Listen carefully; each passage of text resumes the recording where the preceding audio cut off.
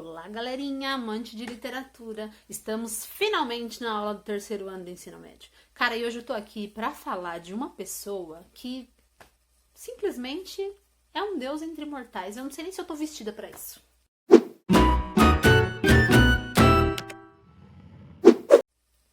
O tema da aula de hoje é simplesmente o incrível, o incomparável, o maravilhoso, o talentosíssimo.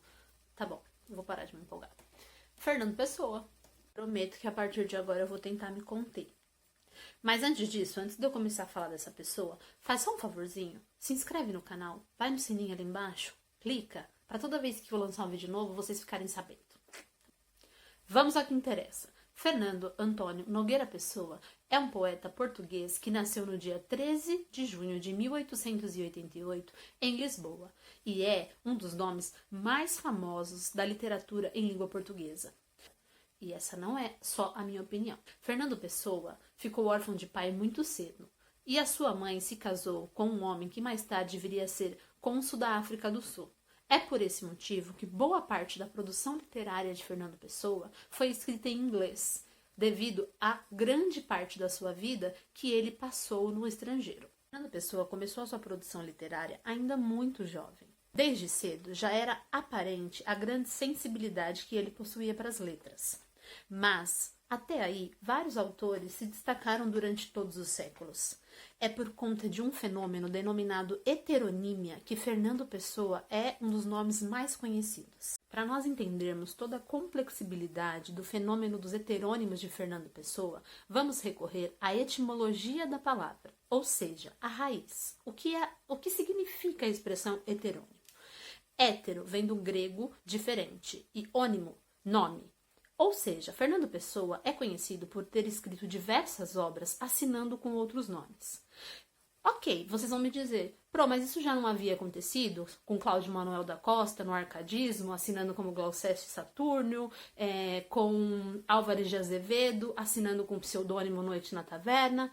Ok? Sim, aí está a grande diferença. Os outros autores, eles se utilizavam de pseudônimos. Lembrando que o prefixo pseudo quer dizer falso. Simplesmente era uma pessoa escrevendo uma poesia e lançando essa poesia, enfim, esse livro, com um outro nome, um nome falso. Aqui nós estamos falando de algo maior. A pessoa não só assinou com outros nomes, como ele criou outras personalidades. Entre os seus heterônimos mais famosos estão Alberto Caeiro, Álvaro de Campos e Ricardo Reis. Mas não parou por aí não. Na verdade, Fernando Pessoa criou heterônimos e semi-heterônimos. Ele se dividiu em mais de 80 personalidades. No entanto, ele considera que apenas os 3 já citados anteriormente são os seus heterônimos perfeitos.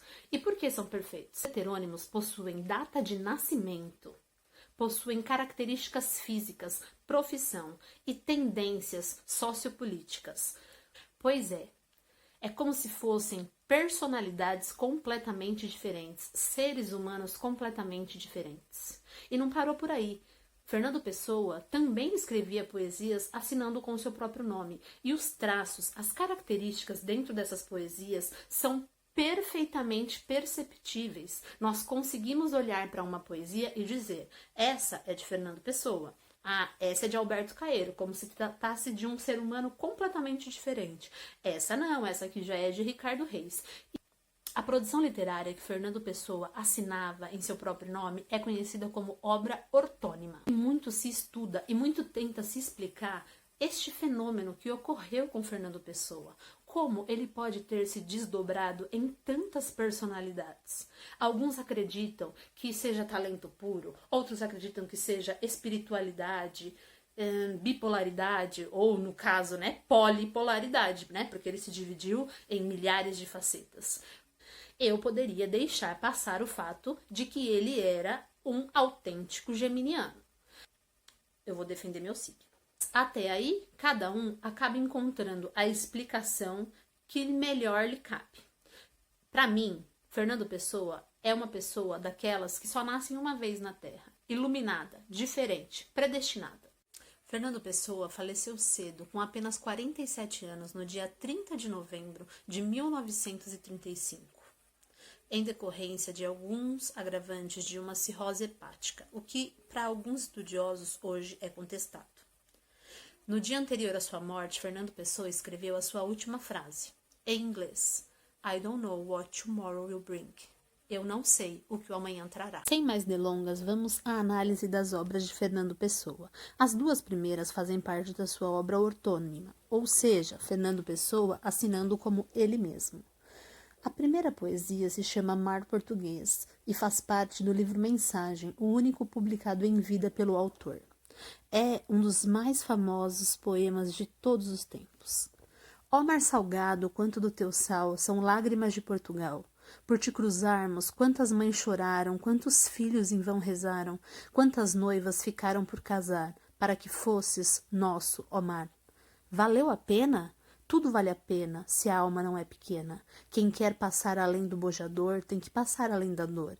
Deus, ao mar, o perigo e o abismo deu, mas nele é que espelhou o céu. Nesta obra, Fernando Pessoa possui um caráter nacionalista, lembrando os tempos de glória de Portugal e tentando retomar esse sentimento ufanista. Nesta obra, o autor deixa claro que, apesar de todos os obstáculos enfrentados pela nação portuguesa para sua expansão territorial, tudo valeu a pena.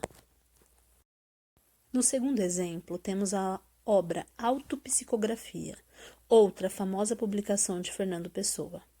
O poeta é um fingidor. Finge tão completamente que chega a fingir que é dor, a dor que devera sente. E os que leem o que escreve, na dor lida sentem bem. Não as duas que ele teve, mas só a que eles não têm.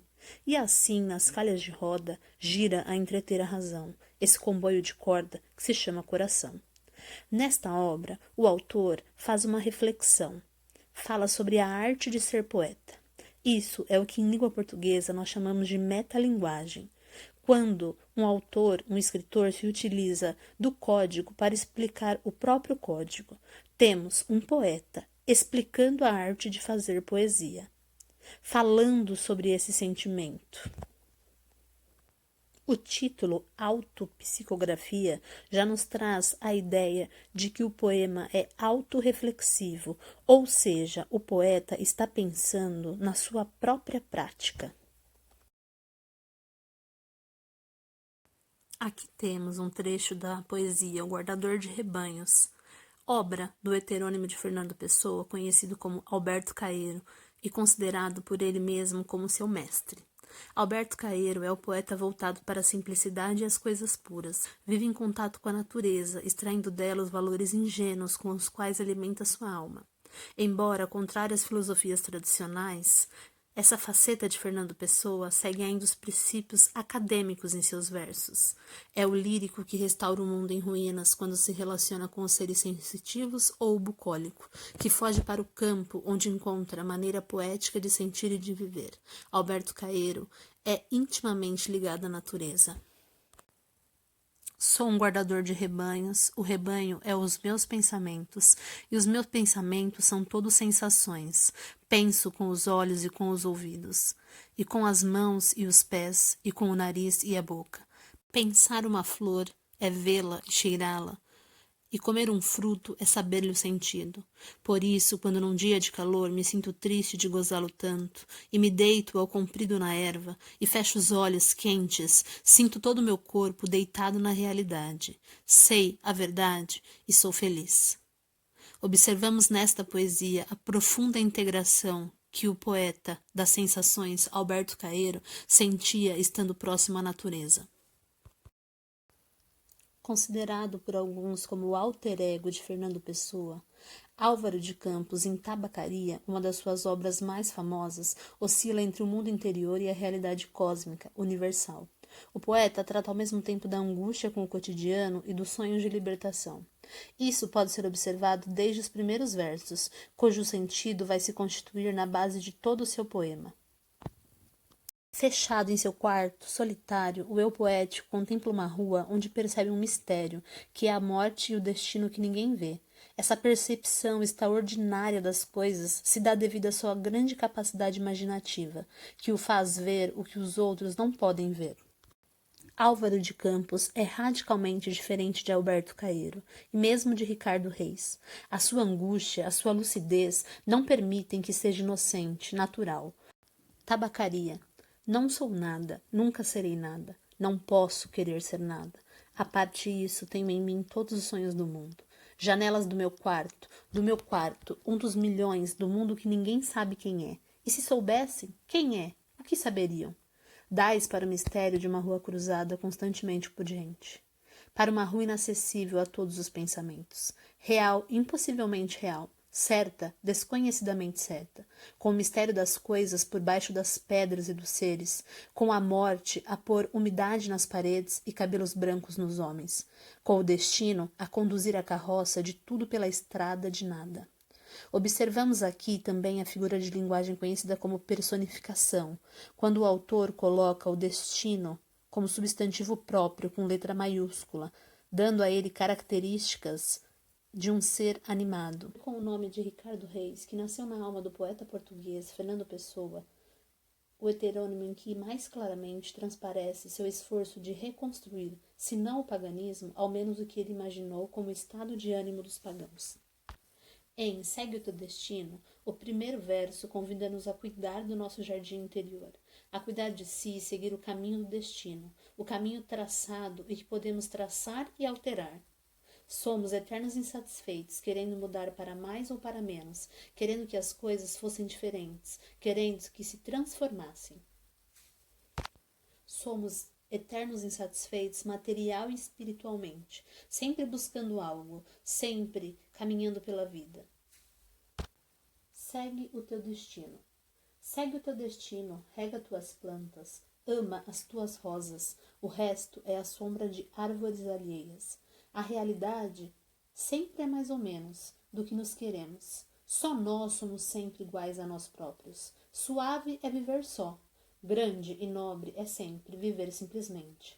Deixa a dor nas aras como exvoto aos deuses. Vê de longe a vida. Nunca a interrogues. Ela nada pode dizer-te. A resposta está além dos deuses. Mas serenamente imita o Olimpo no teu coração. Os deuses são deuses porque não se pensam. Como características marcantes de Ricardo Reis, podemos observar o estilo e rigor verbal, o estilo erudito, a sintaxe clássica latina, autodisciplina, aceitação das leis do destino, indiferença face às paixões e à dor, busca da felicidade através do prazer, fuga à dor e, principalmente, o paganismo, a crença nos deuses e nas presenças quase divinas, pela citação ao Monte Olimpo, reforçando assim o culto à mitologia greco-latina. Galera, então é isso. Essa foi a minha explicação sobre Fernando Pessoa, uma das personalidades que eu mais admiro na humanidade. Alguém que, não conseguindo caber em si, precisou transbordar e se transformar em tantas outras personalidades. Eu espero de coração que vocês tenham gostado. Aguardem a nossa próxima aula.